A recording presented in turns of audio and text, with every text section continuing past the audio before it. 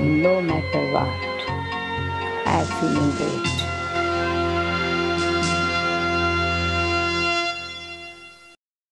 Hello and welcome to Godlywood Studio and to Light of Knowledge.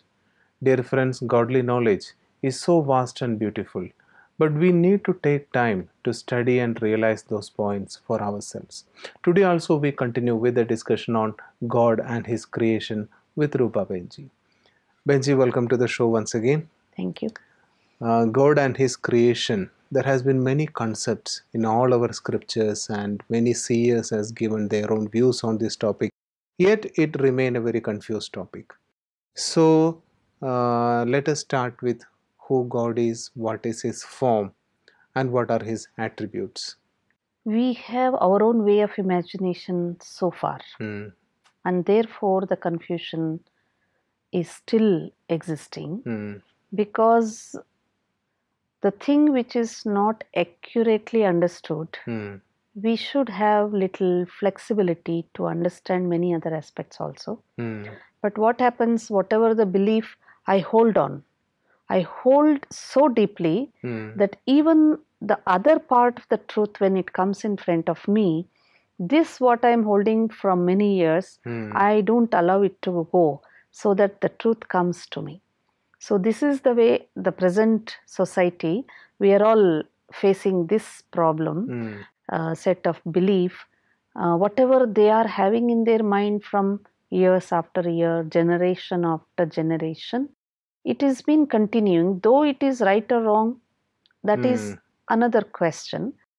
But a time comes when the whole globe itself is in search of such a power or a energy which can really make this world once again a better place to live in, because man in all areas, he would have tried his level best to make this world heaven.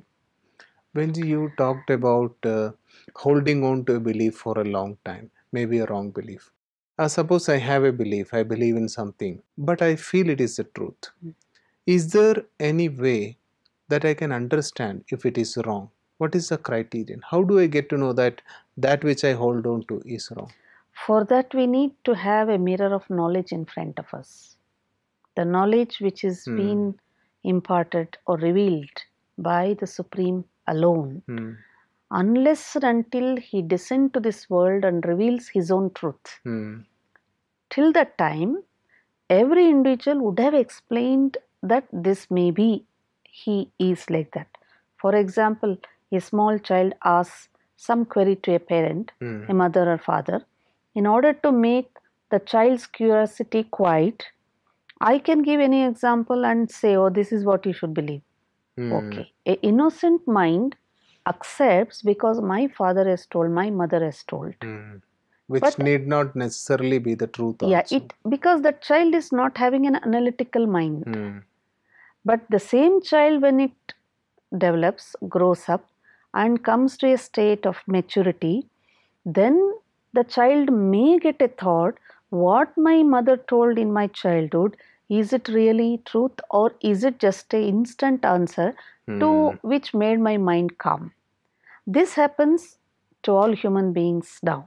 So sages and gurus and holy people and whoever has come as a messiahs or a preachers, or sometimes they came as a giver of guidance to the people with their own experience, they all started giving some message about God, whatever they could understand.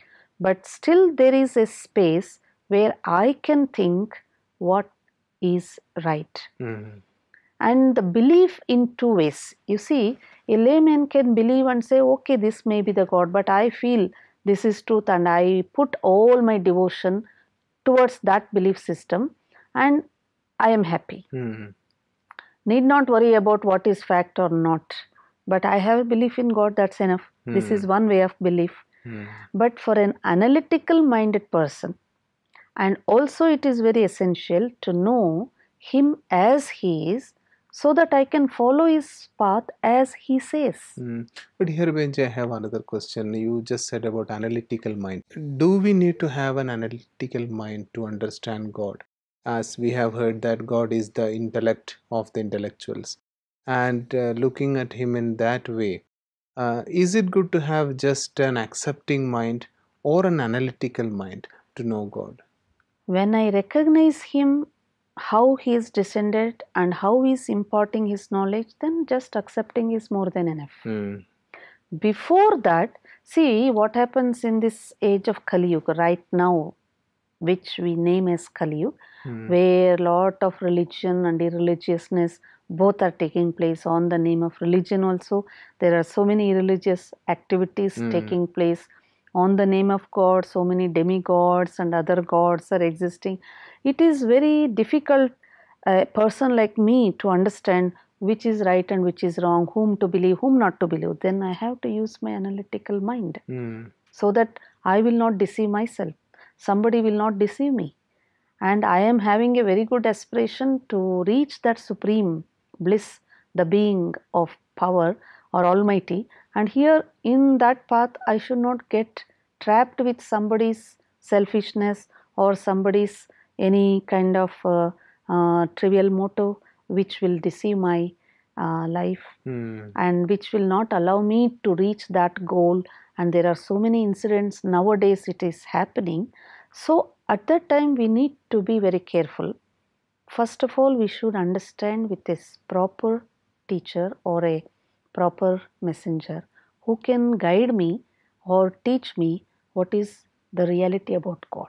To give in short, let the viewers get that truth about God in short, that what we understand the true introduction of the Creator in Brahma Kumaris is revealed by Himself through Prajapita Brahma. So Brahma, the founding father of this institution, he was also a common man like anybody who was in family and having doing his business and taking care. But he was a great philanthropist, as well as he was doing a lot of bhakti, devotion, and he was also in search of that ultimate truth of existence of God. Though he had many gurus, like 13 or 12 gurus he has adopted in his life, and listening to Bhagavad Gita and all other preachings, yet he was in query. So one fine day he had many divine experiences, and which led him step by step to realize this is the time for the Supreme who has already descended, and he gave him the direction and also the instructions that I have descended to this world and you be my instrument, and I have a thought of creating a heaven on earth. Step by step he realized that no human beings, no corporeal beings can be God or the Creator, though they are all greater and having great qualities and virtues comparing to a common man. We can respect people who are having that qualities, but God Himself is not having any physical corporeal body. And therefore, anybody who hold the body, who possess the body, who have taken the birth through a mother's womb, cannot be called as God. One beautiful truth about God. Benji, here I would like to ask you a very contradictory kind of question, because in almost every school of thought, the propagator has claimed that he has got this revelation from God Himself. And in Brahmakumaris also it is said Prajapita Brahma got this instruction from God Himself. So where do a common man find the difference? Because everybody is claiming the same thing. See, in all other areas or religions, they get attached to the religious father who has taught the teachings. They also have revealed we are just children of God. They never said we are gods. God likes this, God wants this, God desires this from man, that you be like this on this earth. This is the law of God, this is the wish of God. That is what they told. But God directly speaking That happens only once in this world cycle, when he himself takes a human body, corporeal body of one old man, to whom he gives the direction and also in order that you be my instrument, and he will be named as Adidev or Prajapita Brahma, and he also says, I listen from the Supreme. He also makes the teachings a part of his life in practical. And that's the difference. And here in Brahma Kumaris, therefore, there is no human beings or any corporeal beings as gurus or leaders. We are just children of God, and we follow each other with the same teachings. And those who are senior, we keep them in a responsible position so that they can guide others. But otherwise, everybody is listening to the versions of God which was spoken through Prajapita Brahma as a corporeal media, and comparing to this where we see scriptures or any saints and rishis or religious father, whoever has taught, they never said that we are gods. They only taught some laws of the life so that the humanity will not fall to the path of sin, committing and also becoming in a vicious cycle, bounding themselves in a vicious cycle. They try to protect as much as possible. Benji, you said about the time of descent of God, that He is coming in the last time, where degeneration is at the maximum.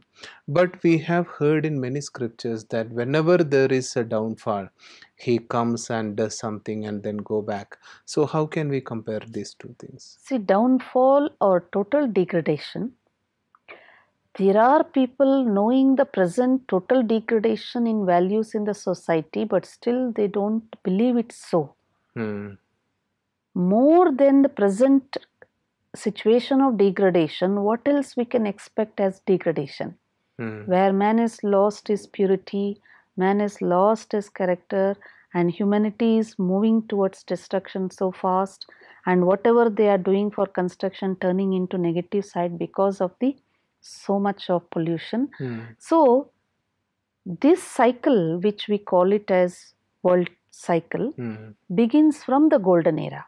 The word golden era is given because there everything will be perfect. Now imperfection starts from the half of the cycle. Now the imperfection, when it reaches to the extremity, that means that is the end point of imperfection. No more imperfection can take place. Then the beginning of the process of perfection begins. That is the time when the Supreme has to enter. Now in this process, in between, whenever the imperfection begins, then we see many sages, saints, religious fathers, so-called good people. Religion also formed later. Some divine soul enter and they start saying, no, this is right, this is wrong. What is religion? It is a code of conduct we are going on teaching. That's all. See, for a small child, a mother will say, you should always speak truth. If he speaks lie, then she will say, no, this is wrong. A simple truth. What religion is telling? The same concept, binding people with that code of conduct. Why? Because people have lost that way so fast, so that they will be binded with the code of conduct on the name of religion. So this happens when there is a degeneration of values. So started protecting as much as possible.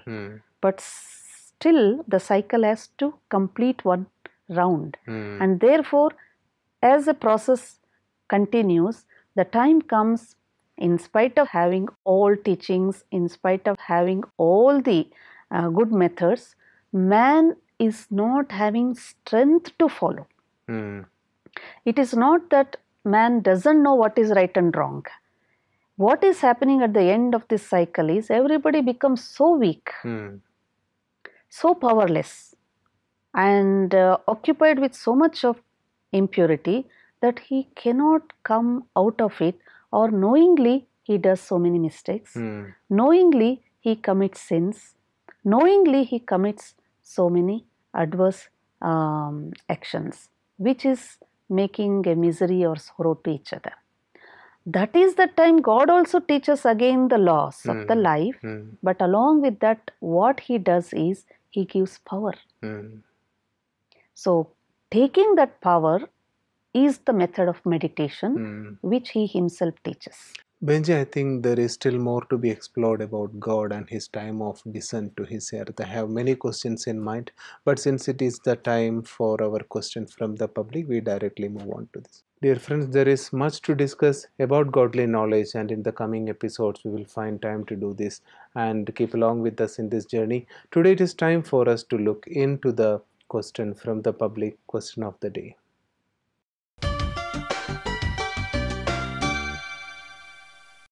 I am Chittaranjan Bhoi, working as technical assistant in NIT Raulkela, Odisha.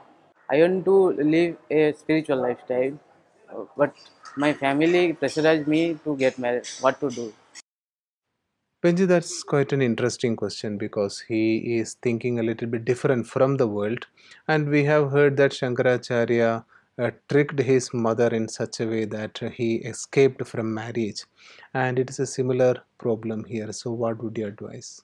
See, God the Supreme teaches the path of pure family life, and He is re-establishing the same path of purity in family life. That is called Pavitra Pravritti Marg, pure family path, which we see in deities Sri Lakshmi Narayan, Sri Rama Sita, or Sri Krishna and Radha. We shoot together, right? But yet we worship them and bow down in front of them for the reason that they have so much of purity in their soul. There is no vices. And that age, which was the deity's age, the nature was also pure. Therefore, the creation of children was not with vice but with their thought energy. And that concept, of course, to talk more about in present age, it may be like a dream or maybe illusion, yet it is truth.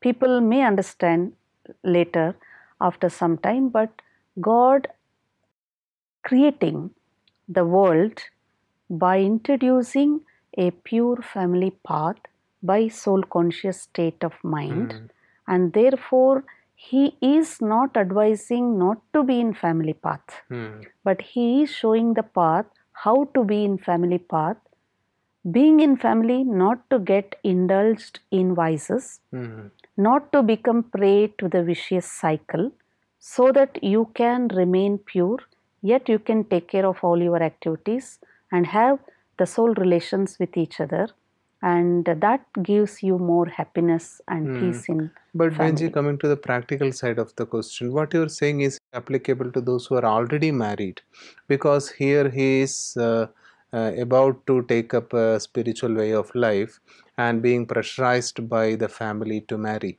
So what his fear, I think, is if I marry, then I will have to go down to the vicious world once again. It is up to every individual how much to save themselves.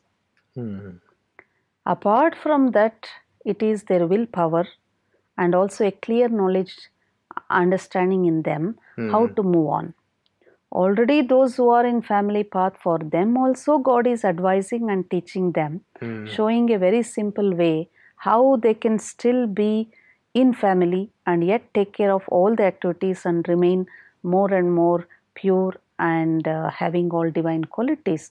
And there is so many families, people in Brahma Kumaris following this path and leading a very happy and pure life. And here is the question, I enter into that family path, there should be understanding with both of them, give them the knowledge, make them to understand and lift the person also. And that needs lot of willpower and lot of soul energy, and connection of Supreme should be very deeper level, and then it is possible.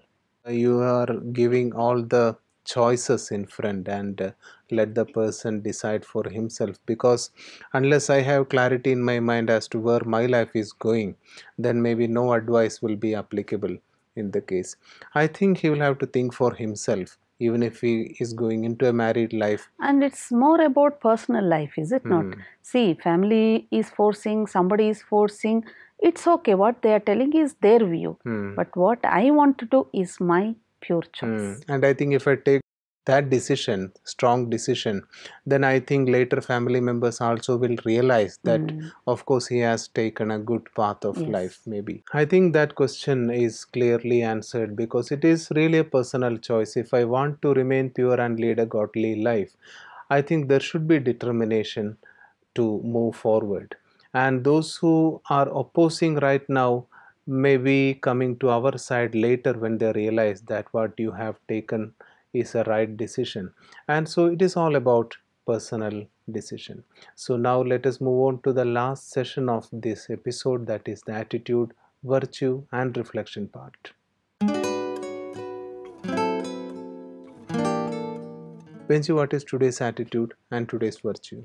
Today, let us take up the attitude of being affectionate. And being affectionate means showing a selfless, loveful feelings to each other. And whenever we meet such person, another person forgets their sorrows, because to be compassionate is so soothing that even we don't speak any words, but our feelings transmits and makes other people feel lighter. And even they have any sorrow or any sadness in their mind, possibly that can be healed. And therefore God also is being remembered at the time of sorrow, because he is full of compassion. And supportive quality we take up today to be powerful, because he who is powerful can show compassion to others.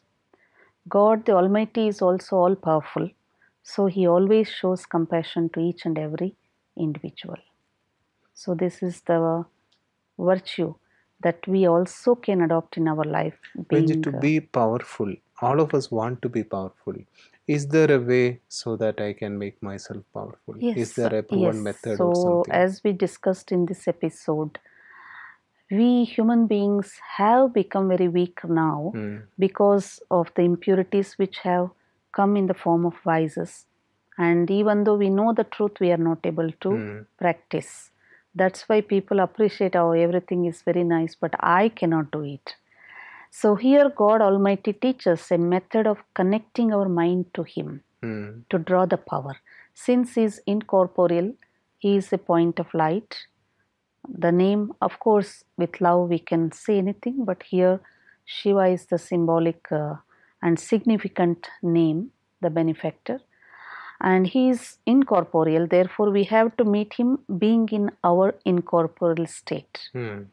And where to meet him, where to take our mind? He lives beyond this physical world of sound, far beyond, that is called the abode of silence.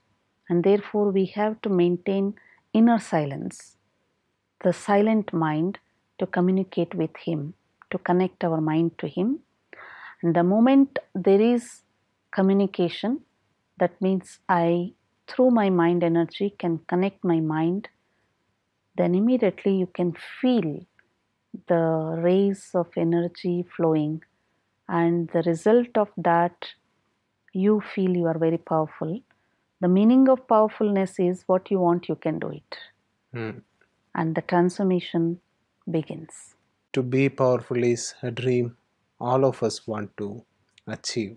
So if we can do it through meditation, that will be beautiful. So can we go to that reflection part of today? So let us take our mind slowly to that abode of silence. Think that you are a point of light, child of Supreme. Feel that you are detached from this physical body. Gently take your mind beyond this physical world of sound. Go beyond this universe. Through the eye of your mind, visualize an abode of silence filled with light. There you see a shining star-like entity, most powerful, very kind and compassionate, radiating immense rays of love and power. I am the child of that Supreme Almighty, simply drawing that rays of energy, filling in myself,